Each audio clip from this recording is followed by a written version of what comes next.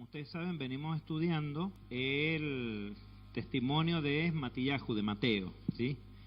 Y en el capítulo 1 de Mateo, bueno, hemos estudiado extensamente la genealogía, la primera parte, que es la genealogía dividida en tres partes, ¿no es cierto?, que es los padres de Israel, la primera parte. En la segunda parte estuvimos viendo los reyes de Judá.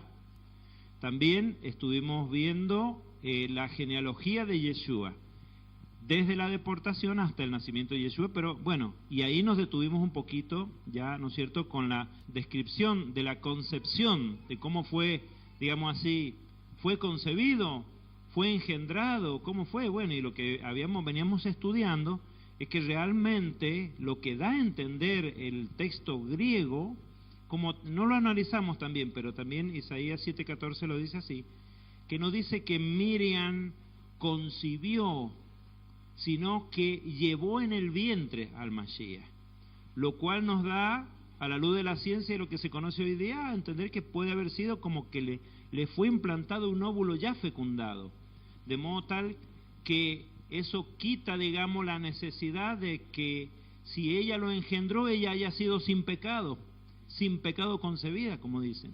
Entonces eso ya, digamos, teológicamente esa necesidad ya no existe, pero estamos hablando de lo que el texto dice, no de lo que nosotros decimos, sino que el texto dice en gastri exo, dice en gastri de gástrico, ¿sí?, que llevaba en el vientre al Mashiach, pero en ningún momento ni Mateo ni Lucas dicen que ella lo concibió.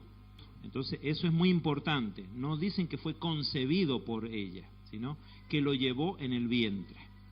Bueno, en este estudio, como decíamos, en el Shabbat antepasado, bueno, estuvimos estudiando, bueno, y en el otro también, estuvimos estudiando ese verso 18, que en la Biblia textual dice, fue hallada encinta del Ruach HaKodesh, ¿no? Y ese que es lo que en el texto griego dice en gastri exo, fue hallada que tenía en el vientre al Mashiach. Y comparamos también que cuando se habla de que Elizabeth concibió a Juan, ahí sí se usa el verbo que lo concibió.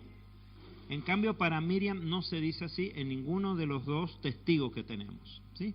Entonces, vamos a ver ahora, en este Mateo 1, una situación difícil para el matrimonio. No se habla mucho de la dificultad que tuvo Miriam para decirle a su prometido, estoy esperando. ¿Cómo se lo diría? Pero es una situación difícil. Yo sé que toda mujer se pone en una situación y dice, ¿cómo digo que me crea esto? Pero el relato no se ocupa de eso. Se ocupa más bien del cuidado que tuvo José, o sea, de la situación, cómo se dio para él, ¿sí? Y vamos a verlo a través de un posible entendimiento a luz de la Torá. ¿Por qué? Porque no tenemos muchos detalles, pero si analizamos la Torá, podríamos ir viendo cuántas cosas habrán pasado por la cabeza de José en esos días, a tal punto que vamos a ver que más adelante, en el verso siguiente, el Eterno le envió un ángel de llevarle un mensaje que lo tranquilizara.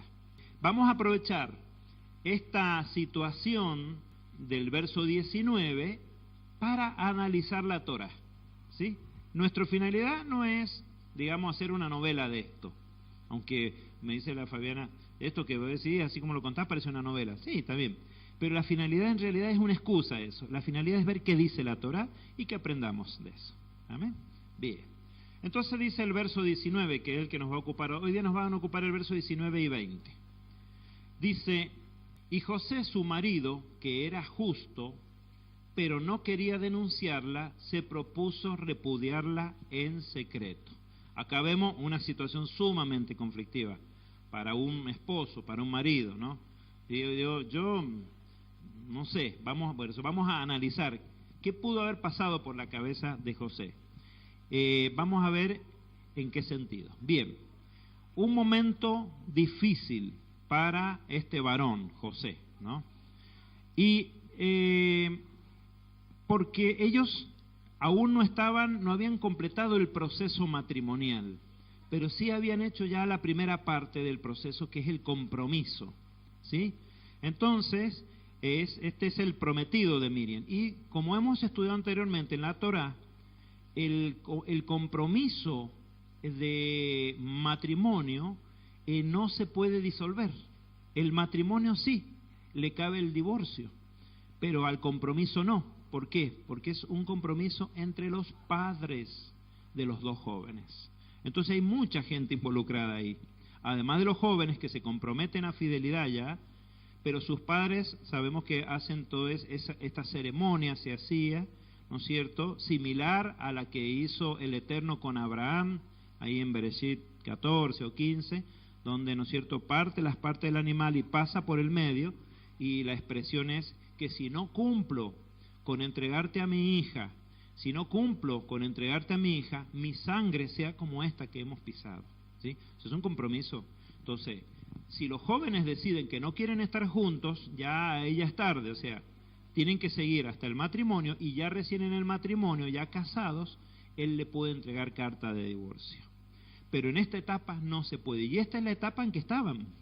Entonces es una situación difícil para Yosef, el prometido de Miriam. Y bueno, suponemos que fue ella quien le transmitió y le dijo: José, tengo algo que decirte, pero va a requerir de ti que tengas mucha paciencia y que busques respuesta en el Eterno, porque obviamente ella no podía darle nada. Ella solamente podía dar su propio testimonio, ¿verdad? Entonces, decimos esto para que los varones nos vayamos poniendo, digamos así, en el lugar de José. Los que podemos, los casados, y bueno, los solteros, tal vez, bueno, no es tan difícil, pero cuando estén casados se van a dar cuenta que es difícil. Entonces, ¿con qué haría uno, verdad? ¿Qué haría uno? Bien, vamos a ver que José era un hombre justo, piadoso y celoso por la Torá.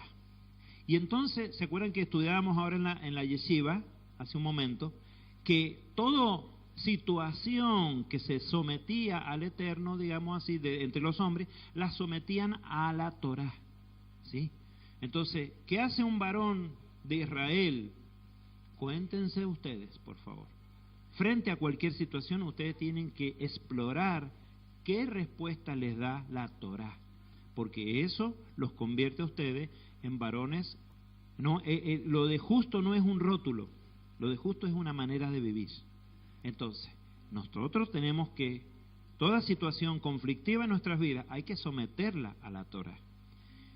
Entonces, eso es lo que nos va a dar la respuesta, y la respuesta correcta, a eso me refiero. Respuesta vamos a encontrar, a cualquiera que vaya y le preguntes, va a estar contento de poder darte un consejo. Sí, porque mirá, porque yo ya tengo experiencia, porque esto, porque lo otro, porque vos tenés que entender que el mundo es así, las cosas son así, bueno, y todos están contentos de dar un consejo. Lo que más fácil se da, hermana, son los consejos. Eso nadie, es que como el billete de 2 pesos, ese lo dan todos. Bien, y lo más difícil de tomar, a su vez, es un consejo. Pero también hay que ver, como varones creyentes, ¿a quién le vamos a pedir un consejo? Entonces, varón justo era José, un hombre piadoso y celoso por la Torá. Vamos a ver que cuando la Escritura usa este término justo, ¿a qué se refiere? Bien, Lucas, en su relato, define lo que es un justo. ¿Por qué? Porque cuando él está hablando en Lucas, en el primer capítulo, en el verso 6, habla de Zacarías y Elizabeth, da la definición de lo que es un hombre justo. Vamos a ver, dice en el verso 6, ambos, Zacarías y Elizabeth, eran justos delante de Elohim. Fíjense, conduciéndose irreprochablemente en todos los mandamientos y ordenanzas del Señor. Eso es un hombre justo, ¿sí? Y en su raíz, desde el hebreo, ¿no es cierto?, la palabra justo es tzadik, ¿sí? ¿Podemos leer esto? ¿Podemos leer? ¿Estamos en condiciones de leer esas palabras, esas letritas en hebreo? Tzadik, ¿sí? Eso está sacado tal cual del texto bíblico y pegado ahí, ¿sí? Lo sacamos, por supuesto, de los textos de la Torá y lo pegamos acá. Bien, ¿Con qué intención? Con ustedes vean que así cuando se dice tzadik, no es que se dice porque no, porque así se dice en hebreo, sí, está bien, se dice en hebreo, pero es exactamente la palabra que figura en la Torá. Y bueno, el diccionario de Moisés Chávez da varias definiciones, ¿sí? El diccionario bíblico, que dice, justo dice, aquel que tiene una causa justa, bueno, en general, y da algunos pasajes para refrendarlo.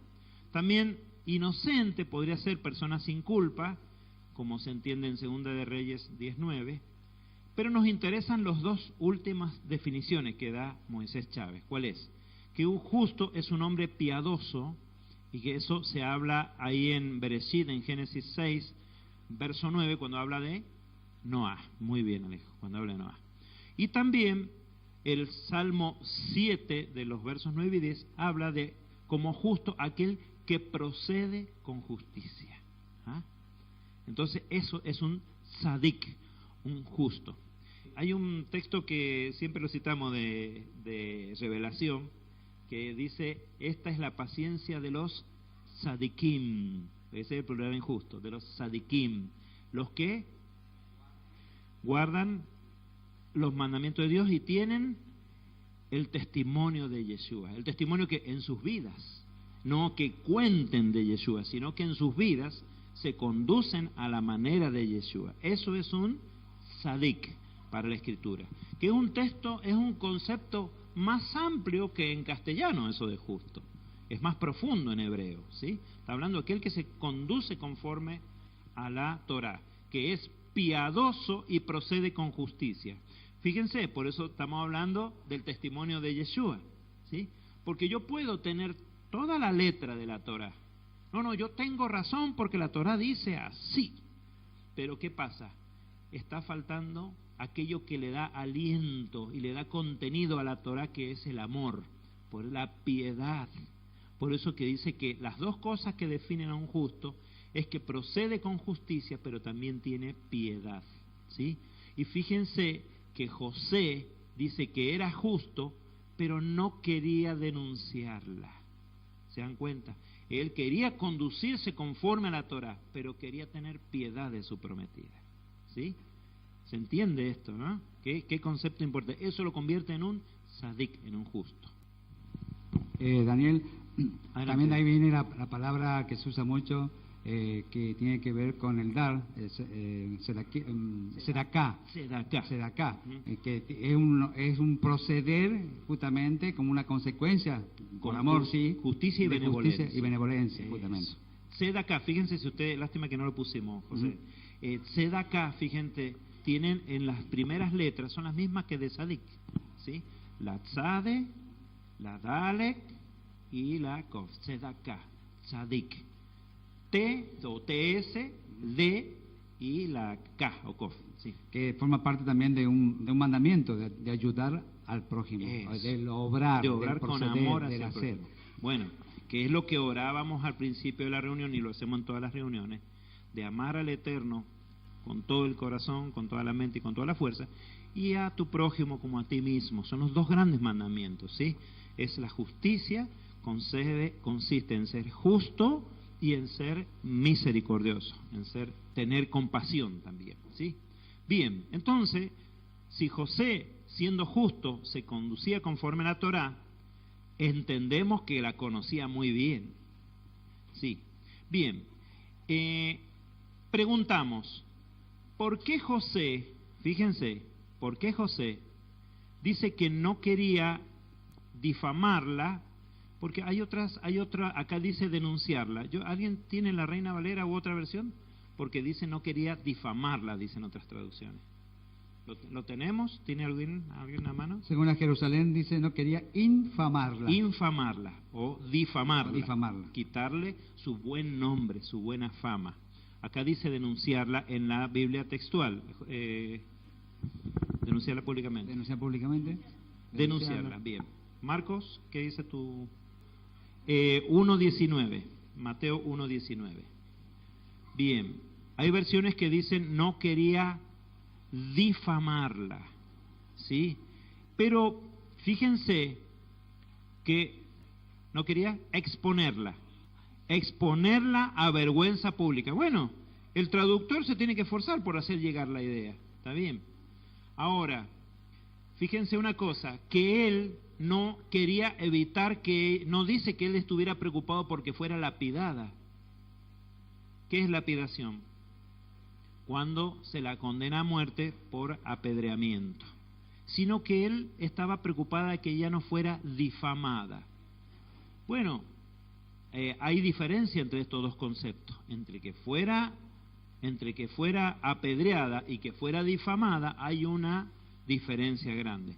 En lo de difamación, por lo menos la persona conserva la vida, pero fíjense que ni eso quería José para su comprometida, que no perdiera su buen nombre. Bien, aunque José y Miriam no estaban todavía casados, sino desposados, es decir, eso quiere decir comprometidos, ¿no es cierto? Su responsabilidad de fidelidad es la misma que si ya estuviesen casados. ¿Por qué? Porque su fidelidad envuelve a sus padres. Bien, pero fíjense que en la Torá las transgresiones de casados y de desposados tienen tratamiento por separado, se tratan de manera separada, ¿sí? Bien, todo esto lo vamos a ir viendo a lo largo de este estudio. Bien, si el adulterio de los casados, en Deuteronomio 22:22, Devarim, dice directamente es pena de muerte.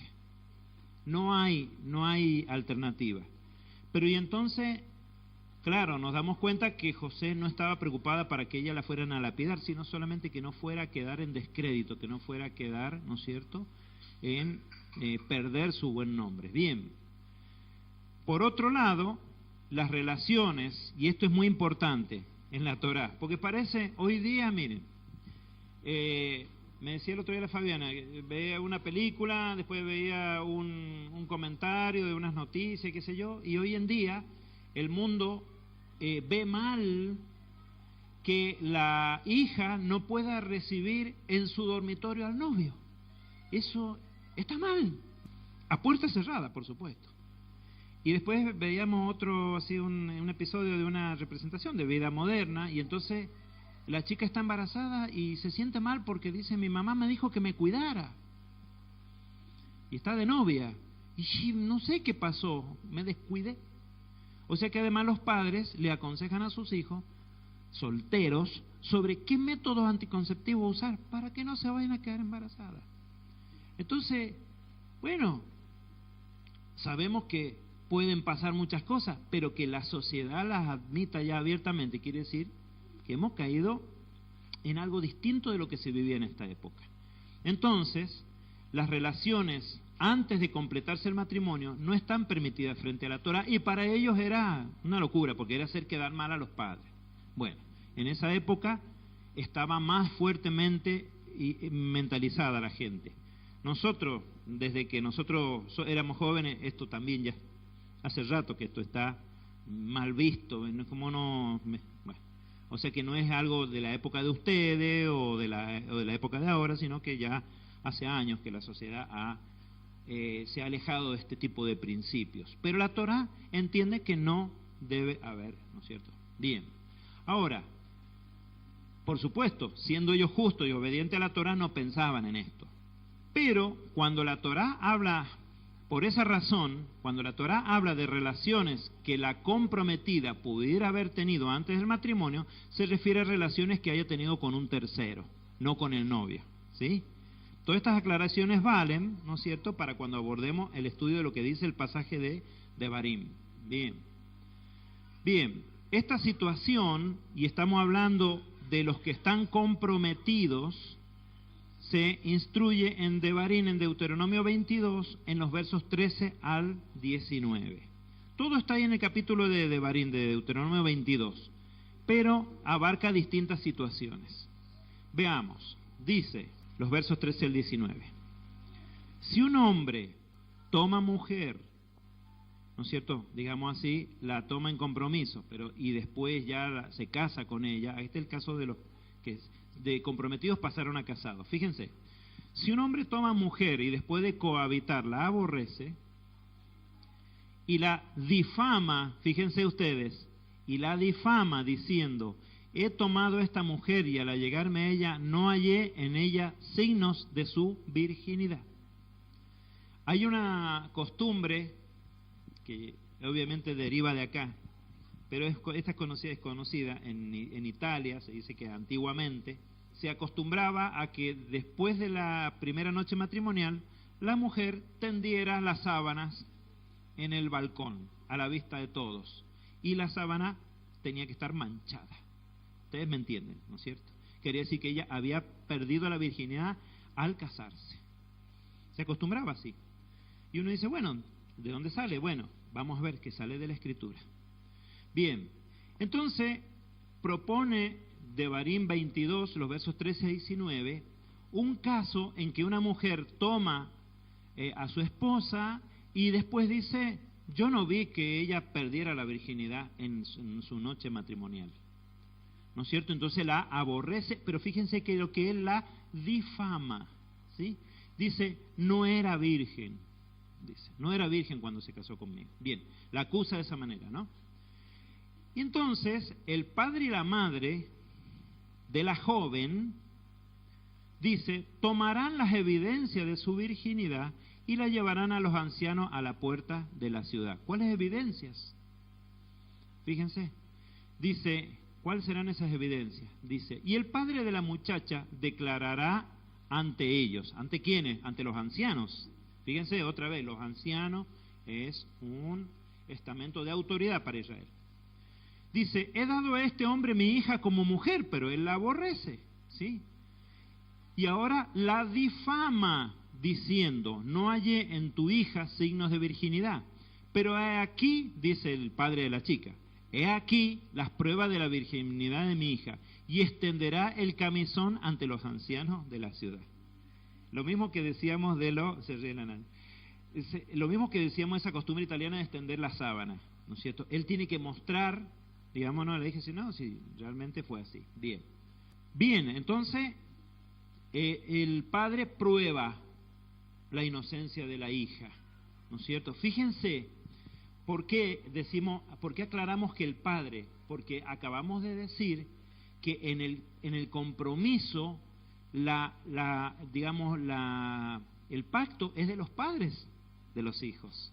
Entonces, si hay una acusación sobre lo que pasó antes del matrimonio, tiene que ser el padre de la chica, ¿no es cierto? O el padre del muchacho, igual caso por otra situación, el que venga a aclarar las cosas, ¿se dan cuenta? Y no la misma hija. Bien, continúa el verso 18 diciendo, entonces los ancianos de la ciudad tomarán al hombre y lo castigarán, ¿sí? Imponiéndole una multa de 100 siclos de plata que entregarán al padre de la joven por cuanto difamó a una virgen de Israel. Deberá tenerla como mujer, y acá viene el castigo, y no le podrá dar carta de divorcio nunca. Pierde, ante una acusación así, el varón pierde el derecho de darle carta de divorcio, así que se tiene que quedar con ella hasta para siempre, ¿sí? Bien, pero entonces vemos que se parece más esto al temor de José, que dice que no la quería, lástima que no puse acá Reina Valera, yo tendría que poner, que no quería difamarla. Se parece más a esto. Fíjense que en este caso no se habla de apreviamiento, se habla de difamarla. Bien, aunque sí cabe en cierto caso. En estos versos se aprecia que José temía por la difamación de Miriam y no por su muerte. Bien, esto es porque José, y esto para enseñanza de los varones, confiando en el Eterno, creyó a Miriam. Es muy importante porque dice la Escritura, maldito el hombre que confía en el hombre. O por ahí vemos en Proverbio, dice, el corazón de él está confiado en ella. Pero ¿de qué manera? Nosotros no podemos, ni esto va lo mismo para las mujeres. Ustedes deben confiar en el Eterno, que su esposo se va a conducir con corrección hacia ustedes. Pero que su confianza no esté en el ser humano, porque el ser humano va a fallar, o puede fallar. Pero el Eterno no. Entonces la solución a los celos muchas veces es confiar en el Eterno. Padre mío, y hay que orar por el cónyuge. Que el cónyuge no se ve sometido a tentaciones, que no hay quienes no tienen escrúpulos en hacerse simpatías con un hombre casado, que no hay hombres que no tienen problema en hacerle simpatías a una mujer casada. Entonces, cuando sale a la calle mi esposo o mi esposa, está sometido a un montón de cosas. Entonces la función del otro tiene que ser estar orando por ella. Entonces puede decir, yo confío en el Eterno, que mi esposa se va a conducir en corrección conmigo. O ella puede decir, yo confío en mi Padre Eterno, que mi esposo va a estar cuidado, guardado y que va a lograr conducirse en corrección conmigo. ¿Sí? Hay que estar orando por el cónyuge, en este sentido. Además de las demás cosas. No, mi esposa, qué sé yo, quiere estudiar, quiere trabajar, quiere alcanzar una meta en la vida, y bueno, yo estoy orando para que el Padre le ayude, pero fundamentalmente mi oración es para que su vida espiritual se mantenga íntegra. ¿Sí? Bien. Entonces, esta es la solución. Esto nos ayuda con los celos. ¿Sí? Porque todos podemos estar sujetos a una situación de celos, pero dice, Padre, he confiado, te he pedido a ti y confío en ti que ella va a poder andar en corrección. Entonces, José, creemos que confiando en el Eterno, le creyó a Miriam, por eso no la quería difamar, pero es un ser humano. José es un ser humano como cualquiera de nosotros, José, Joseph, como quieran llamarle. Pero, entonces decimos que aunque creyó a Miriam, y acá empezamos con los quizás, ¿sí? Quizás temió, quizás tuvo temor después de todo. Quizás temió de que pudiera no ser verdad lo que Miriam le había dicho. Estamos hablando, fíjense, que se propuso repudiarla en secreto. Entonces él temió. Por un lado no la quería hacer quedar mal, y por otro lado se dijo, la voy a dejar. Bien, quizás José temió de sí mismo, que él, conociendo la Torá, después él cayera en tentación y quisiera reclamar una supuesta falta de virginidad en ella, porque no sabían lo que... Él no sabía solamente que estaba embarazada, no sabía que estaba virgen, no. Quizás temió por lo que otros pudieran decir, y en esto sí que no se equivocaba. Si pensó esto, no se equivocaba. Fíjense, según Juan, el Evangelio de Juan, en el capítulo 8, en el verso 41, a Yeshua le increparon por esta situación de sus padres. ¿Sabían ustedes? A Yeshua se lo dijeron. Fíjense, dice el texto. Yeshua les dijo, ustedes hacen las obras de vuestro padre. Entonces le dijeron los que estaban siendo increpados por estas palabras, nosotros no somos nacidos de fornicación. Con eso, fuertes palabras para Yeshua.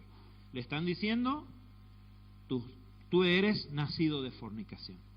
O sea que algo quedó en la gente de todo esto finalmente.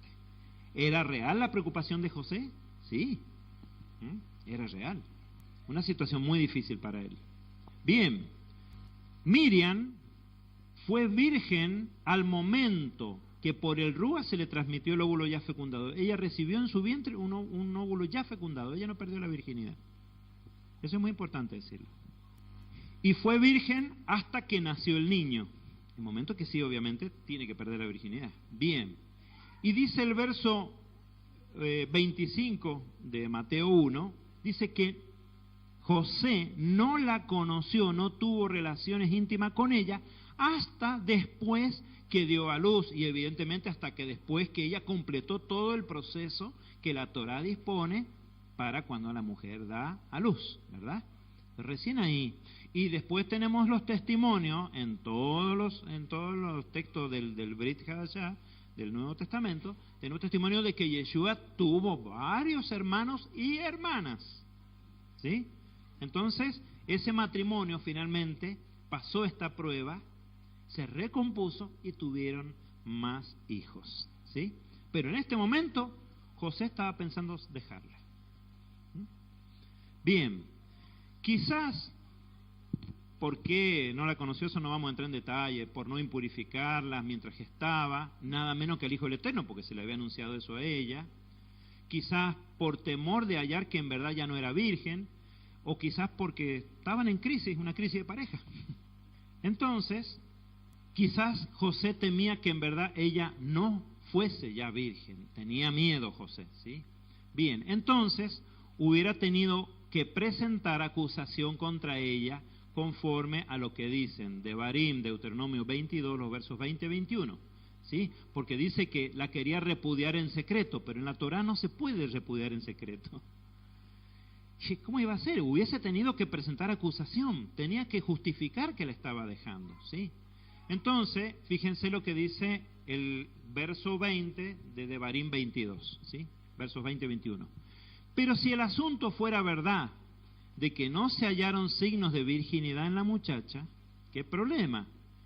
Dice, entonces la sacarán a la puerta de la casa de su padre y los hombres de su ciudad la lapidarán con piedra hasta que muera. Es durísimo. La Torá, por eso requiere la Torá de misericordia, porque si no es muy, muy dura, puede llegar a ser muy dura. Pero, ¿qué dice el Eterno? Porque así extirparás el mal del medio de Israel, ¿sí? Bueno, es una situación muy compleja la de José, ¿se dan cuenta? ¿Ya vamos entendiendo por qué estaba preocupado? Bien, ahora bien, no era por pena de muerte que temía a José de todos modos, sino por difamación. O sea que él le creía después de todo, le creía, pero tenía miedo de que quedara difamada. Lucas nos informa por qué más bien él estaba preocupado por la difamación, no le preocupaba que la fueran a lapidar, porque tenían una excusa. Por eso dice en lo secreto, a eso se refiere, tenían una excusa en lo secreto, porque pasó algo que según la Torá le hubiese dado la salida y que ella no fuera lapidada. La misma Torá da la respuesta, fíjense. Dice, el relato de Lucas ofrece más detalle acerca de lo que ocurrió en esa época, luego del aviso del ángel. Bien, ¿qué dice Lucas? Dice, al 6º mes el ángel Gabriel fue enviado por Elohim a una ciudad de Galilea, cuyo nombre era Nazaret. Ahí vivían Miriam y Joseph. A una virgen desposada, fíjense, no casada todavía, sino desposada, con un varón cuyo nombre era José, de la casa de David, y el nombre de la virgen era Miriam. Bien, dice, y entrando donde ella estaba, le dijo, te saludo, muy favorecida, el Señor está contigo. Ella se turbó mucho por este saludo, por esta expresión, pero el ángel le dijo, no temas, Miriam, porque has hallado gracia delante de Elohim. He aquí, quedarás encinta, y fíjense que Lucas también usa engastri, llevarás en el vientre. No le dice concebirás, le dice quedarás encinta, y darás a luz un hijo, y llamarás su nombre Yeshua. Este será grande, será llamado Hijo del Altísimo. ¿Sí? Bueno, dice, y le informa. Entonces Miriam le dijo al ángel, ¿cómo ocurrirá esto, puesto que no conozco varón? Ella es virgen, ¿sí? Y le dice, respondiendo el ángel le dijo, Espíritu Santo vendrá sobre ti y el poder del Altísimo te hará sombra, por lo cual también lo nacido será llamado Santo, Hijo de Elohim. Fíjense, hace una aclaración, hemos puesto ese él en gris, no sé si lo notan, porque en el texto griego no está el artículo. Lo cual, esto siempre lo vamos recalcando, y en todos los textos que estudiemos del Brit, lo vamos a recalcar, porque todos estos artículos se agregan para darle una entidad al Ruach que no es escritural. ¿Qué quiere decir? Lo tratan como una persona. No. Dice, respondiendo el ángel le dijo, Ruach Kodesh, o sea, Espíritu Santo vendrá sobre ti. No el Espíritu, sino el soplo santo vendrá sobre ti. Daniel, Adelante, José. Justamente este paréntesis está bien aclararlo, porque si dijéramos el Ruach, Elohim, estamos dándole sentido a lo que sería el sustento de la Trinidad. De la Trinidad. Y ya hemos estudiado que, bueno, no tiene sustento, por lo menos. O que se le ha dado sustento con añadidos. Con el añadido. Ese él no está en griego. Exactamente. No, en el texto griego no está. Bien. Bueno, esto lo pueden ver si toman usando Sword con la Reina Valera interlineal. Ahí sale el sale con una flechita que indica con sinceridad, por lo menos esta revisión que han hecho, que ese término en el original no está. Bien, dice, y aquí tu parienta Elizabeth también ha concebido un hijo en su vejez, y este es el 6º mes para aquella que era llamada estéril. ¿Sí? Fíjense lo que hizo Miriam entonces. En esos días, Miriam se levantó y partió apresuradamente hacia una ciudad en la región montañosa de Judá, y entrando en casa de Zacarías, saludó a Elizabeth. ¿Sí? Bien. Y bien, entonces dice que se dirigió a la casa de Elizabeth. Y me interesa esto, decir, inmediatamente ella se fue. O sea, esto era un problema para los dos. Y ella se fue a la casa de su parienta, porque el esposo de su parienta era Cohen, era sacerdote en Israel. Entonces de ellos podía recibir consejos sobre todo esto que está ocurriendo, ¿sí? Bien, vamos a ver. Entonces, dice que entrando en la casa de Zacarías saludó a Elizabeth, y lo demás del texto probablemente lo conoce. Entonces, cuenta Lucas que Miriam, luego de recibir la noticia, viajó a otra ciudad para ver a Elizabeth, ¿sí? No detalla, no dice que José haya ido con ella, fue ella. Y dice que en este caso, para José, por esta situación que se dio, que ella viajó, quizás había una salida a su temor y duda, porque hay algo más que la Torá prevé para el caso de una joven comprometida que haya perdido la virginidad por medio de un tercero. Hay una salida, fíjense, la misma Torá la provee. Bien, y eso, ¿no es cierto?, lo vemos en Devarim, en Deuteronomio 22, versos 23 al 27, que dice, si una joven está comprometida con un hombre y alguno la encuentra en la ciudad y se acuesta con ella, sacaréis a ambos a la puerta de la ciudad y los lapidaréis con piedra. Morirán por esto, la muchacha porque estando en la ciudad no gritó, y el hombre porque humilló a la mujer de su prójimo. Así extirparás el mal del medio de ti. Durísimo también, pero que dice que ella, ¿no es cierto?, consintió. Bien, ahora bien, dice, pero, o sea, otro caso, si el hombre encontrara a la joven prometida en el campo, ¿sí?, y aquel hombre la fuerza acostándose con ella, entonces morirá solo el hombre que se acostó con ella. A la joven no le harás nada, la muchacha no tiene pecado digno de muerte, porque es como cuando un hombre se levanta contra su prójimo y lo mata. Así es este caso. Porque en el campo la halló y la joven prometida dio voces, pero no hubo quien la auxiliara. ¿Sí? Además, da el beneficio de la duda. ¿Sí? Dice, bueno, si estaba ella en el campo y bueno, a lo mejor gritó y no hubo quien la ayudara. ¿Sí? Le da el beneficio de la duda a la muchacha. Y fíjense que este caso coincide con lo que ocurrió con Miriam cuando le fue dada la noticia que tenía en el vientre. Ella estuvo en el campo, ella se fue de viaje. Entonces, por último, por eso José no tenía temor de que la apedrearan, sino solamente que quedara su nombre manchado. Porque tenían esta salida de decir, de última, quizás fue violada en el campo. Bien, quizás al suponer de José, si ella estaba embarazada de un tercero, como había viajado, podía caber la posibilidad que hubiera sido abusada en el campo durante el viaje. En un momento así, quizás ella no hubiera podido pedir ayuda, ¿sí? Por esta razón entendemos que José no temía que ella fuera apedreada, sino solamente que fuera difamada. ¿Se entienden? No estaba en peligro la vida de ella, porque la misma Torá provee respuestas para todas estas preguntas, ¿no es cierto? Bien, por eso, aún que fuera difamada, él también lo quería evitar, porque amaba a su esposa, su prometida. Bien, esto nos tiene que, digamos, ser de profunda enseñanza para los varones, ¿sí? Porque pueden darse situaciones en que todo señale a una persona y quieren que le diga una cosa, al final las cosas no son así. Pueden darse situaciones, todo acusa a la persona, pero en realidad no es eso lo que estaba pasando. A veces las evidencias apuntan a cosas que en realidad no han sucedido. No todas las evidencias son 100% seguras, ¿sí?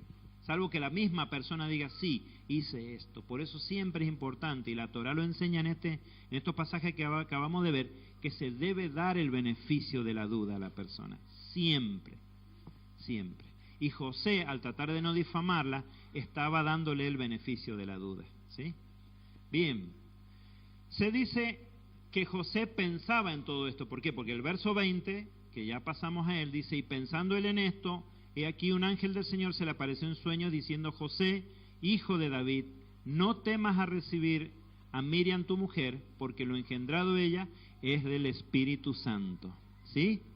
Entonces el Eterno mismo se ocupa y le da tranquilidad en su espíritu. Tranquilo, José, te está diciendo la verdad. Bien, ojo, que esta situación no cualquiera la va a aceptar, ¿no es cierto? Solamente alguien que tenga una profunda fe en el Eterno y diga, es así como te dice.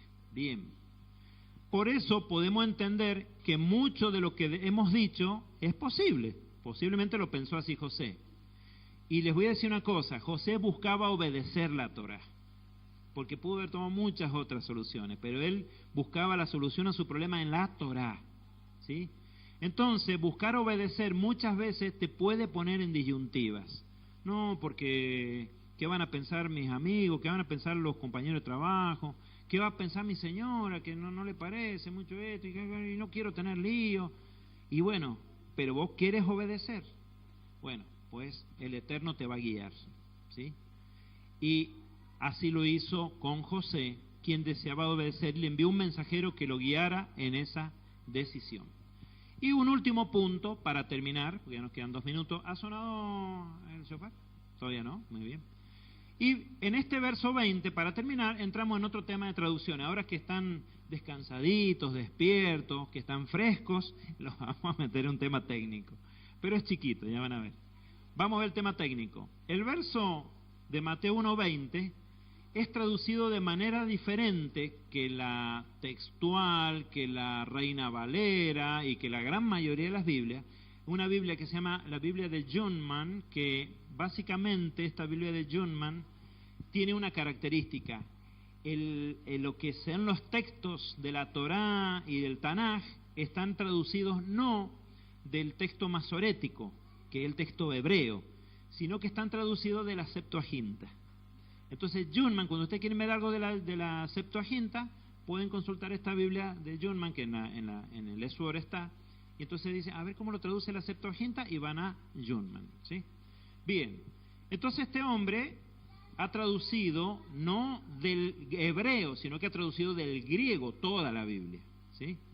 Bien, y fíjense cómo traduce este verso 20. Dice, mas pensando José esto, he aquí que un ángel del Señor en sueño se le apareció diciéndole, José, hijo de David, no temas acoger a María tu mujer, pues lo engendrado en ella de espíritu es, de santo. ¿Hay alguna diferencia? Bueno, está resaltado ahí, se van a dar cuenta. Fíjense que en las otras traducciones dicen que lo engendrado de ella es del Espíritu Santo, mientras que él traduce, lo engendrado en ella de espíritu es, de santo.